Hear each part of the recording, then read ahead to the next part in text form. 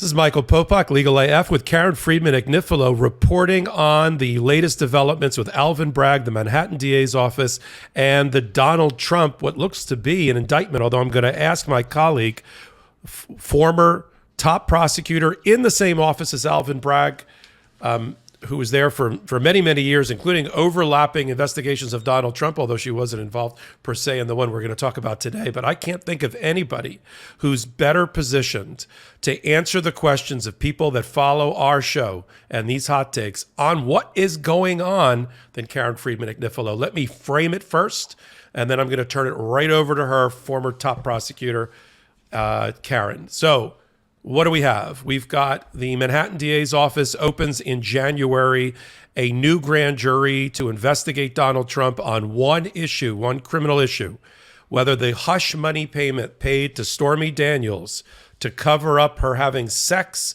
with Donald Trump, as she's alleged, in Las Vegas in 2006 while he was married, and how Donald Trump handled those payments on the books and records of the Trump Organization, through Michael Cohen, through Alan Weisselberg, the CFO, who's now sitting in jail at Rikers Island, through the controller of the company, using the National Enquirer's publisher, David Pecker or Picard, and other people related to the National Enquirer, using Stormy Daniels' attorney as a conduit to make the $130,000 payment. Does this state a state crime in the state of New York against Donald Trump?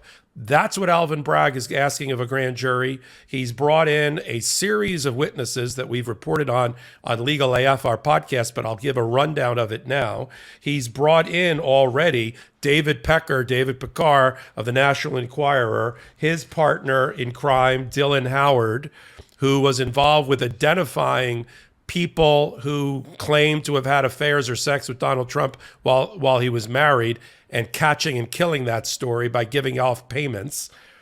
We also had the testimony of Kellyanne Conway, who was involved in the payments to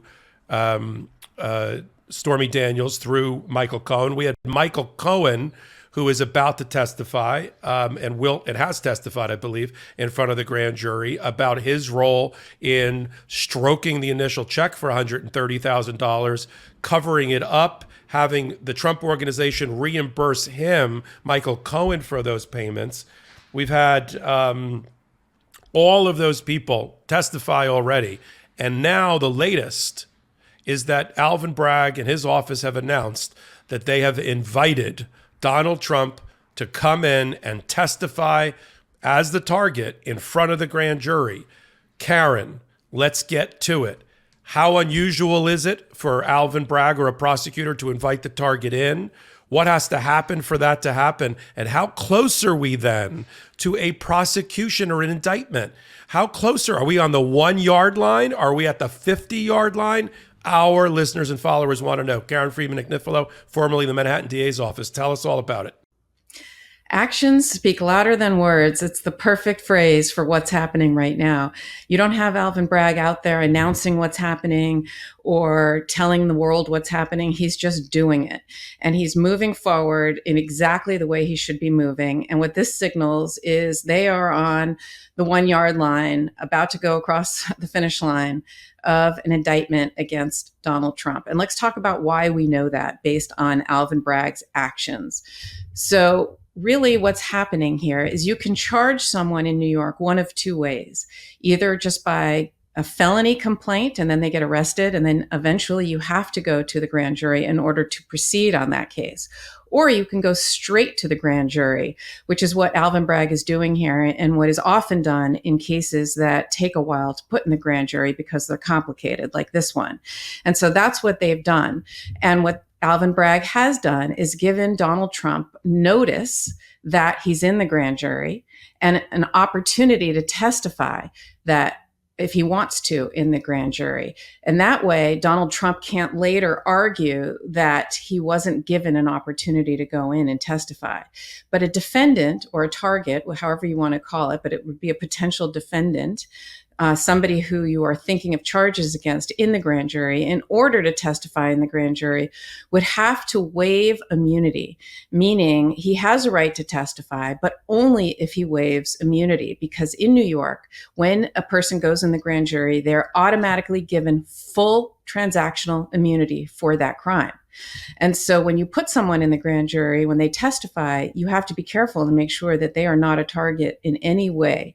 But if you think they are, then they have to waive immunity and they come in and they testify. And if he were to choose to do that, which I'm sure he will not, he would then, any statements he made would be able to be used against him at a future trial.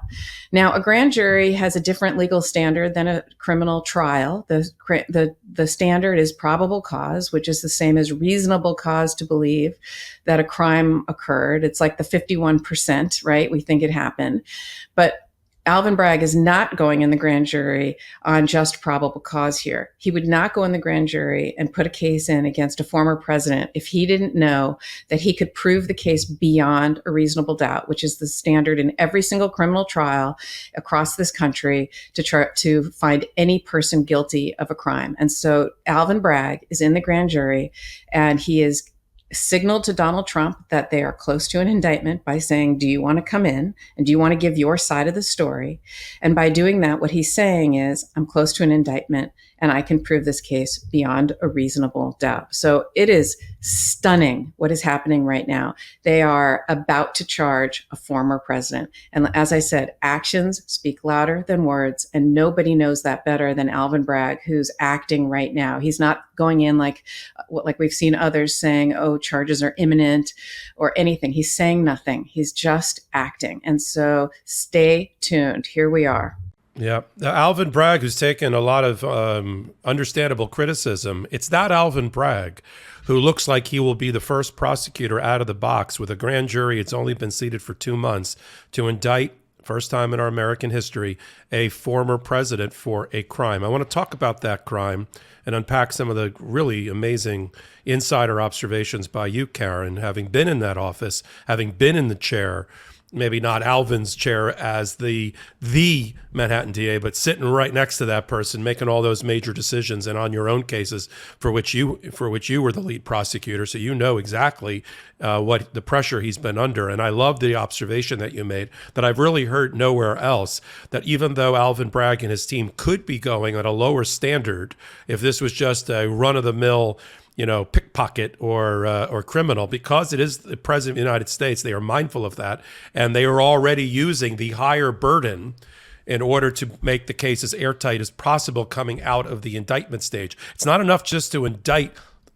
somebody like Donald Trump. You got to have the goods, you got to have the evidence, the witnesses all lined up, and it looks like Alvin Bragg is feeling really great about his case, having put on these 6 witnesses in front of the grand jury. We've been watching them parade in. Everybody from the former executive assistant to Donald Trump, who I'm sure knows everything about where everybody is buried. Deb Jarasoff has gone in, the controller, the CFO sitting in Rikers Island for his own felony tax fraud conviction.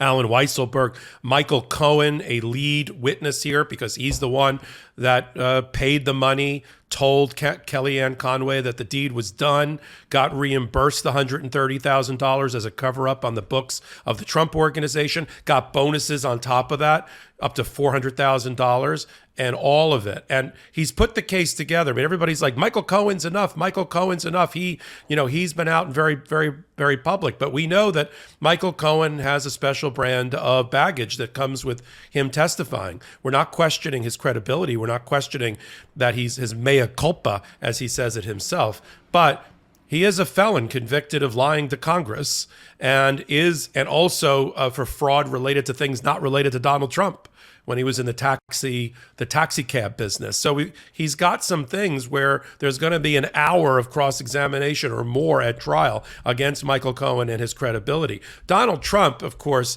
is already tweeting away, and his lawyer, Joe Tacopina, somebody we've spoken about both on the LegalAF podcast and on Hot Takes, Joe Tacopina is going to be the lead lawyer for this prosecution. He says it's sort of ridiculous that they're bringing this case now. This is a vendetta. This is the weaponization of the DA's office. And of course, Donald Trump follows suit and will put up his truth socials about, again, all of the dog whistles of Donald Trump against the prosecutor, whether it's Fawny Willis in Fulton County, or it's Letitia James, the New York Attorney General, or it's Alvin Bragg. It's always the same.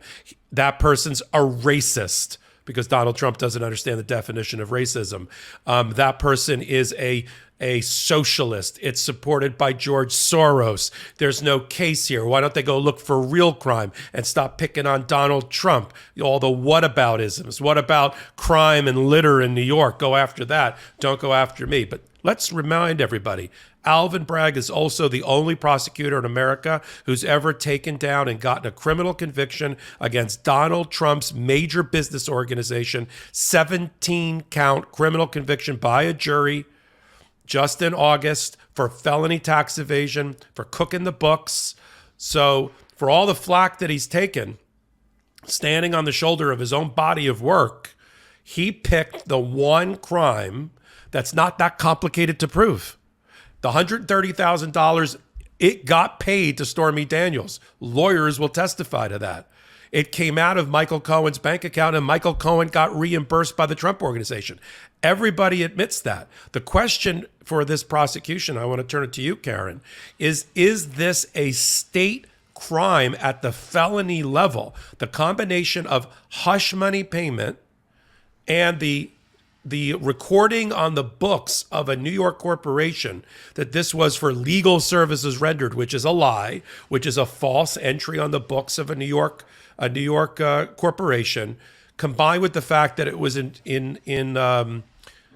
in furtherance of getting Donald Trump elected to a federal but not state office. So you've got some sticky wickets that have to be walked through, some minefields as a prosecutor to put up the crime in front of the grand jury, in front of the ultimate jury here. What do you think about? We know the facts. Nobody's disputing the facts, other than Donald Trump claiming that, again, the woman who claims that to have had sex with him wasn't his type and she's not attractive. That's not a defense, and we know that's a lie. But that whole series of facts, does that equal a state of New York felony for which you think a prosecutor can get a conviction in front of a jury in New York? Well, you just put your finger on the exact issue in the case. So as you said, they're going to be able to corroborate Michael Cohen, which they're going to have to do because he's a tricky witness for the reasons you said. But also don't forget, he was prosecuted federally by the Southern District for covering up these hush money payments for this case. But they chose to not bring a case against the former president, against Donald Trump.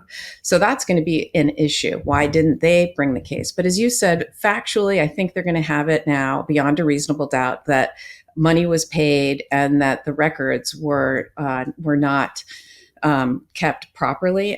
But the question is the law here clear? And experts are saying the law here is the biggest hurdle that Alvin Bragg is going to have to get over, because this is an untested legal theory that he's going on.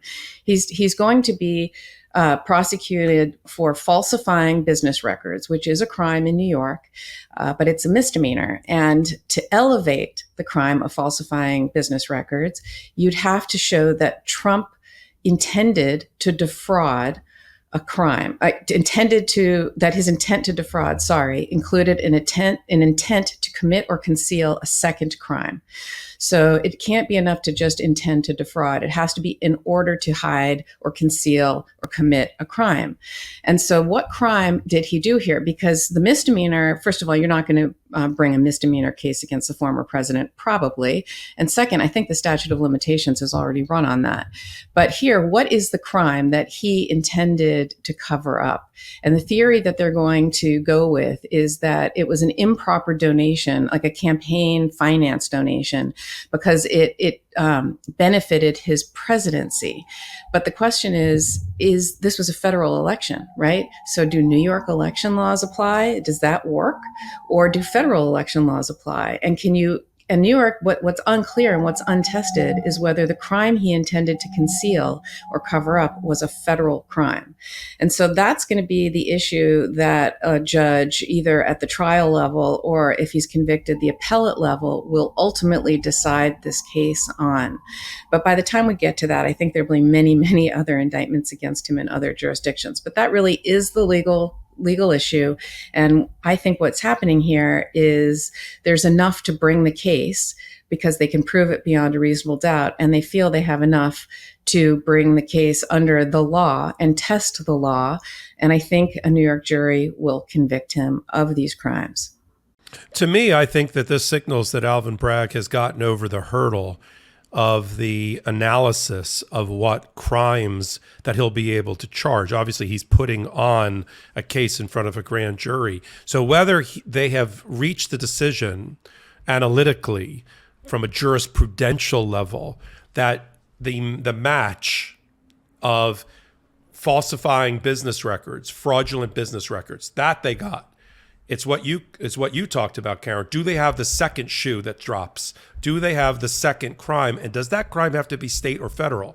They've either concluded that they have a way to argue it is a state election violation somehow, or they've gotten comfortable that it's not a mismatch to have a state fraudulent business record crime married to a federal crime, as long as, because it's crime, and so that it crosses over state or federal bodies of law does not seem to matter to them. I agree with you. There is no way he's gone this far and this publicly with a grand jury to get a misdemeanor against Donald Trump. He has crossed the Rubicon, Alvin Bragg and his team of prosecutors, to believe that they can get a felony, which, according to my research, is if convicted, he could be sentenced up to 4 years in prison, in jail, for that particular crime. The analysis that you gave, really from a vantage point that no one else out there has. 30 years in the Manhattan DA's office, working in and around these very types of issues, and knowing exactly the pressures that are on a prosecutor and why he's been so cautious, yet now bold in his decision-making as prosecutor with his team to go in, and what this signals to finally go to the criminal target and his lawyers and say, here's your chance. Drop your immunity and come in and testify before the grand jury. If you don't want that chance and you want to talk to me and make a presentation, like a white paper presentation, as to why your guy shouldn't go to jail, I'm all ears. There's been no reporting that Tacopina, for instance, has been in dialogue with the Manhattan DA's office. Do you think now, let's leave it on this one, on this hot take, do you think now Tacopina is motivated, knowing the client that he has, to have a sit down with the Manhattan DA's office? And do you think Alvin Bragg has it? I doubt it. I mean, too much water under the bridge, no trust, so I doubt it. I doubt there's any collegial conversations going on other than logistics, things like when do you want to show up or what, but there's really not much to talk about here. Which is one thing I wanted to leave this on, which is it's very important for Alvin Bragg to bring this case because a Republican or any president can't pardon a state court a crime conviction. So again, it's important for the state prosecutors to also bring cases, not just Jack Smith, so that he can't be pardoned. But one thing that I think Trump will argue is if he pardons himself or gets someone to pardon him for the federal election violation, will that then undo this felony crime if it's relying on that federal crime that he's covering up? Just something to think about and something to keep in mind. There's a long road here when it comes to getting this across the finish line, but we're at the 1 yard line, as you said. Good. I love the 1 yard line. And I think ultimately he's not going to be convicted per se of the federal underlying crime. They're going to show that he violated the federal underlying crime. So I think the tag that's going to end up on him by a jury in convicting is going to be this falsifying fraudulent business record in furtherance of another crime. But I don't think they necessarily have to prove the crime I don't think he's going to get convicted of a federal crime in state court. Could be wrong. This is my thinking. You and I are going to follow it both on the Wednesday edition of Legal AF, our top-rated political and legal podcast, and throughout. This has been a hot take. Karen and I do them on a regular basis. I bring Karen in on really important things that involve Donald Trump and the Manhattan DA's office, especially because I couldn't think of anybody with more expertise than her on this. If you like them, follow the MeidasTouch Network. Follow me on social media at MS Popok. Karen, what's your social media handle? KFA Legal, at KFA Legal. That's easy, KFA Legal. And this is Michael Popok and Karen Friedman Agnifilo reporting on the imminent and likely indictment of Donald Trump by the Manhattan DA's office in the Stormy Daniels hush money cover-up crime. At MeidasTouch, we are unapologetically pro-democracy, and we demand justice and accountability. That's why we're spreading our message to Convict 45. That's right, gear up right now with your Convict 45 tees and pins at store.meidastouch.com. That's store.meidastouch.com.